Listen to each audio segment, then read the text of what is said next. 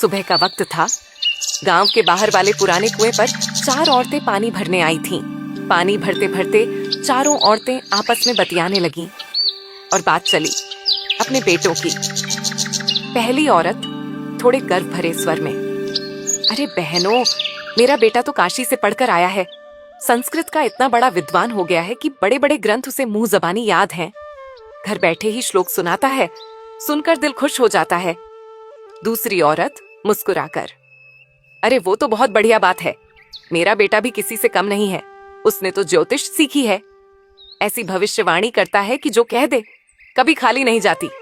पूरा गांव उसके पास सलाह लेने आता है। तीसरी औरत थोड़ी शान से, मेरा बेटा भी पढ़ा लिखा है।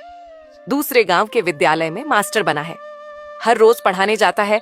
सब उसे गुरुजी कहते हैं। बाकी तीनों सिर हिलाती हैं। अब तीनों ने चौथी औरत की ओर देखा। वो अब तक चुपचाप अपना घड़ा भर रही थी। पहली औरत थोड़ा छेड़ते हुए, अरे बहन, तू भी कुछ तो बोल। तेरा बेटा क्या करता है? कितना पढ़ा लिखा है? चौथी औरत मंद मुस्कान के साथ शांत स्वर में, मेरा बेटा पढ़ा लिखा तो नहीं है, पर खेतों में बहुत मेहनत करता है। सुबह से शाम तक पसीना बहाता है। बस वही उसकी पढ़ाई है। तीनों औरतें हल्का सा हंस देती हैं। माहौल में थोड़ी खामोशी छा जाती है। चारों औरतें पानी के घड़े सिर पर रखकर घर की ओर चली। रास्ते में थोड़ी दूर गई ही थीं कि पहली औरत का बेटा सामने से आता दिखाई दिया। वो अपनी माँ और बाकी औरतों को नमस्कार करके आगे बढ़ गया।